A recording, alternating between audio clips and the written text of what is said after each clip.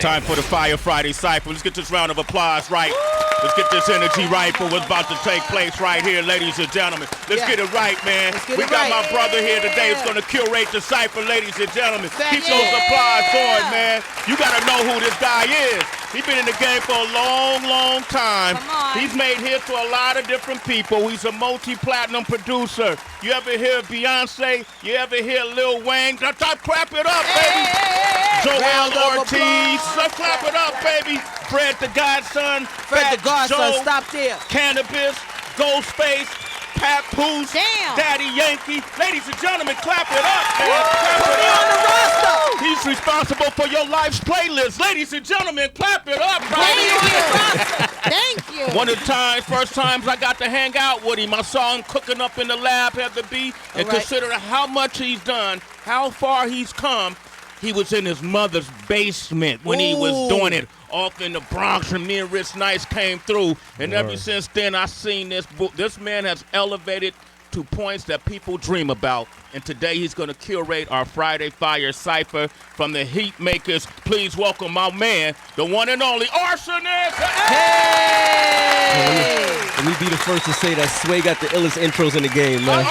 I need a recording of this so I can wake up to this. I got to play that when I get out of bed every morning, man. But thank you, my brother. I appreciate it. Absolutely, man. I feel extra old now, but I appreciate it. No, man. Extra legendary. There it is. That's what icons. They got a lot of legacy. They got a lot of history. Thank you, and what I like about you have a lot of humility. We actually came into his studio a week ago and have the B put together this concept and this idea to do a. Well, I don't want to give too much out of it. To do something. And we had a lot of spitters come into his studio. And this man, I walked up to him at the end of the session, and I knew I was wrong for asking him, but just out of respect, I had to say, hey, man, what I owe you for that? And he felt disrespected and slighted. He gave me the smirk, the smirky face like, Sway, come on, man. But that's the type of dude he is, man. RSONIST is here. Sway's a legend, man. You can't charge a legend. You charge a legend. Sway's a legend, man. Anybody that charges disrespectful, man. Okay, I'm going to talk to the IRS about that, man. Yeah, except for them. Except for them? Except for them. They're not disrespectful. You know, it's interesting. I mentioned the fact that years ago, I don't remember what year it was that me and Rich Nice and I came to like 2004. 2004. It was like 14 years ago. That was 14 years ago. Wow. And we were up in the Bronx, up at Brother Roy's, and we came by. And I was like, Rich, where's he work out of? Where's his studio? And literally, man, you could just smell a pot of food cooking upstairs. I'm Jamaican, man. My mother's Jamaican. She was cooking upstairs. I didn't live there at the time, but I just always kept it there because the energy was just like, you know, it would be a basement that probably held about, what would you say, about like maybe at most 20 people, at most tight. Yeah. And I would have like people in there playing dominoes. My homeboys, we chilling, we watching the game, whatever. I'll be playing video games. I'm making a beat on the side. So it was just, that's where all those records was made. Dipset Anthem, I'm Ready. Well, the whole Diplomat album, all those 11 tracks was made in that basement. Wow, man. So Diplomatic Community is celebrating what, the 15 year and 15 years ago that album came out. Damn, I feel old. Why? It's 15 years, man. What's 15 years? Come on, man. Especially if it still sound good. But you know what it is? Because that feels like yesterday to me. Like, I remember, I was telling you this the other day. I remember what the sessions felt like when I used to go to Baseline. I remember when we was working on Joel's album or Cam's Purple Haze, and we was in Sony studio. I remember that like it was yesterday. You know what I mean? So to fast forward, like even my studio, I got a studio right now on the one that Sway was talking about on 52nd and Broadway. I've been there for 6 years. That don't even feel like. I remember moving in and having a spot built. Like, you know, like the years are just. Yeah. This music game is crazy, it's crazy, man. What was your first break? Would you say? What song kind of set it off for you? The notable song might have been "I'm Ready." It was probably I'm Ready. As far as like radio play and people actually like gravitating towards the record was I'm Ready. But before that, I did joints for Cannabis. But you know, during that time, those records weren't getting the light of day like that. Like, but Dipset was so popular that even the album cuts made radio sometimes. So that was like I'm Ready was the right here, man. That set it off. Let's say that a little bit. Oh man, Sway in the morning. You know what we about to do right now? Shade 45. My favorite, this is my favorite beat that Somehow I managed to creep from under the rock, linking up with Cam, him linking up with the rock now. Shit, I told you, I won't fail you niggas, man. Big shouts to Barbara Mason for taking all the publishing off of that. Left me on zero, but I appreciate it. It's all love. What did you learn about that when you take samples from? But here's the thing. Yeah. I had 11 tracks on that album. Yeah. And that record was such a strong record for the album that I didn't care about losing the publishing to that, because that was going to bring people to the album. And like I said, I had another 10 besides that. So either way, I was going to eat. So I sacrificed for the greater good. Right. Okay. You know what I mean? Baseline Studios, you were there in the heyday, man. Tell us, can you share a story? Like, was it a point where everybody was in the studio at the same time? Let me tell you what Baseline was, and what's missing from the game today to me. Okay. Baseline was you had to come with your A game or you would be shamed in front of everybody that you respected. You understand? Like, it was the studio sessions was me playing beats, Kanye playing beats, Just Blaze playing beats. Who else was in there? It was a bunch of other dudes that probably not. I don't know if they're still making beats to this day, but those were the notable names. Was Guru making beats at that time? No, Guru was the engineer. He was the engineer. Yeah, I used to go to college with Guru. Me and Guru went to Howard together, so I knew Guru for years. But it was competitive in the sense that you couldn't just email and then sit back and not see the person's reaction.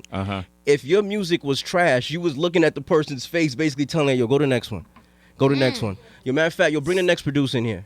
You understand? Wow. Like, so they don't have that no more. And that's why a lot of these things slip under the rug, because it's like, you don't have nobody to answer to. Sometimes you got to be shamed to make yourself better. You understand what I'm saying? Too? You have to be in a situation where pressure's on you, and it's like if you don't deliver, then you go home and you get better or you quit. One of the two. What was the most embarrassing or shame moment that you had by an MC that was like, nah, that shit is trash?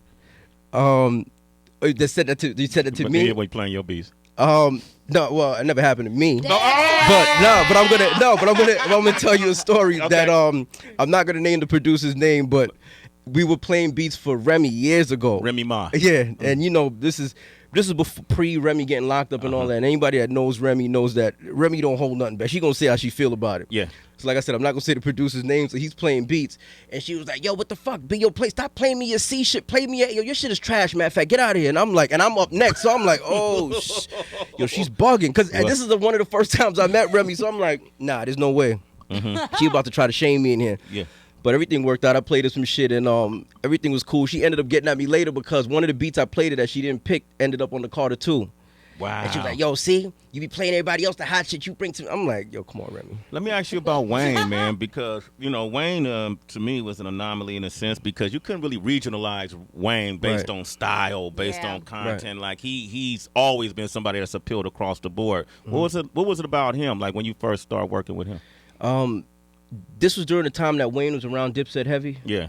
So, you know, I believe in this music game, there's 6 degrees of separation. To be honest with you, me and Wayne were never in the studio working on those records. This was the beginning of the internet. Email me this and email me that. So my homeboy, big shout out to my man British, who you know, he fucks with Dipset. Big shout out to my man British. He was like, yo, Ars, I need some beats for Wayne. You know, I'm cool with Cash Money. They want some shit from you. All right, so I gave him some beats in like April. I didn't think nothing of it. I ain't hear nothing back.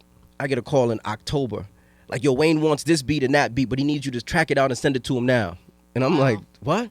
He was like, yeah, send it to him now. And like I said, this is back during like the early sending stuff. So I remember where I was at. I'm like, yo, I got to send this beat. I got to find a good internet connection to send. I go to my man's crib. He got dial-up. Oh, dial-up. Yo, That's do you know how long it took to send 2 beats? About 2 hours? 2 hours. Yeah. 8 hours? Because keep in mind, these are WAV files, individual. Like, that shit took like about 5 hours. I sat at his crib for 5 hours. We ate, we talked, we chilled, and I'm looking at the screen like, yo, are you serious? Because I had to get it to him because I think they were trying to wrap the album up. But it's just, you know, those are the things that I'm not mad at that, man. And oh yeah, big shout to I got a song coming out in the new Uncle Drew movie, a new Dipset record. Okay. It's on the Uncle Drew soundtrack. So big shout. Congratulations, you're getting that movie publisher now, licensing and everything. That's the best. Man. Real quick, what happened to what was the project? I Can't Feel My Face, or the project that Wayne and Joel. Joel's. They were supposed to do that project. Wayne and Joel's. Yeah. Were you gonna work on that? Yeah, I had a couple joints on there, but I'll be honest with you, I don't know what happened. I think my opinion, Wayne's career took off around that time, and he was doing so much, I don't think it would have been realistic for him to be able to do. This is my opinion. I don't know for a fact. So yeah, but that's what I would guess because there's no reason why it shouldn't have came out. Right now, you on the Wasted Talent album with Jim Jones. You got 5 tracks on that. We just had Jim up a few days ago. The album is banging. Big shouts to Jim. He gave me co-executive producers on that album. So that's big. And we know. I don't know if Jewels is recording. While we know he's going through these chord complications. Yeah, right he's now. recording. I actually have a crazy record from Jewels. I'll play it for you, off the air because I don't think it's done yet. But it's fire. It's fire. Got it. You saw me walking it. I was about to walk. Nah, if it was done, I would play it for you. But it's supposed to be on a new Dipset project. But it's only Jewels. Jewels did probably like 50 bars so far. So I'm just waiting for Cam. Got to put a verse on there and Jim. Y'all premiere it here? Of course. Okay. Of course. Maybe we're gonna get them up on TRL too. You gotta ask me that, man. Okay, thank you, man. I appreciate it. I was at your mama's house. Yeah, man. of course, Come on, brother. Go ahead, Other B. I want to know if you really felt that you needed to be in the studio with an artist. I'm not denying the fact music can't get done without you being in the studio with an artist. You proved that already. Right. But if you really felt you needed to get... You have to. You just push for it. To me, if I can, that's the best way to work because what happens is, and for lack of better words, man, like nobody calls you out on your fuckery when you're not face to face.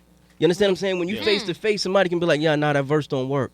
Yeah. Maybe you should try to attack it like this. Or even from my side, somebody can be like, yo, you know what? I don't like the way the beat drops here. I don't like these sounds. Let's try. You understand? It works out so much better because this way it's a true collaboration. Nowadays, it's not collaborations. It's, yo, email me the beat. Yo, send me the files back. Send it to the engineer to go get mixed. And it's like all these different people are touching the record and never met each other. So it takes longer because now after you do what you do, or the engineer mixes it says he mixes it, now I got to come back for critique. Now I got to tell you what I don't like. Now I got to send it back. Right. Then I got to hope. You understand? It's too much, man. It's like just come in the studio and let's work and make good music. That's why albums sound the way they sound like now. Before, it was everybody in a collective amount of people in a room listening to the album like, this works, this doesn't work. Maybe you should take this off. I don't feel that. Now it's like the album came out. Yo, the album's out. Yo, who heard it? Nobody. Only maybe 2 or 3 people heard it, and the 2 or 3 people that heard it are the yes men of the artist. So they not gonna tell you nothing bad anyway. So now you got mediocrity floating around online for nothing. Man, let that breathe for a second. Mediocrity is floating around online. But mediocrity is the new greatness. That's the crazy part. Yeah. You understand? Like we've become accustomed to just accepting mediocrity. I could talk for hours about that shit. We don't accept it here. It is what it is. That's why you are here, Arsonist, Thank you, multi-platinum producer, the Heat Makers, ladies and gentlemen. You know what we doing right now, Heather. You know what we doing. We're going to play a song off the album featuring Eric Bellinger, who's a hit-making machine. Living My Best Life off of Jim Jones' album, Wasted Talent, produced by the one and only Arsonist. You know him from the Heat Makers. We got that Fire Friday Cypher up next. Sway in the morning.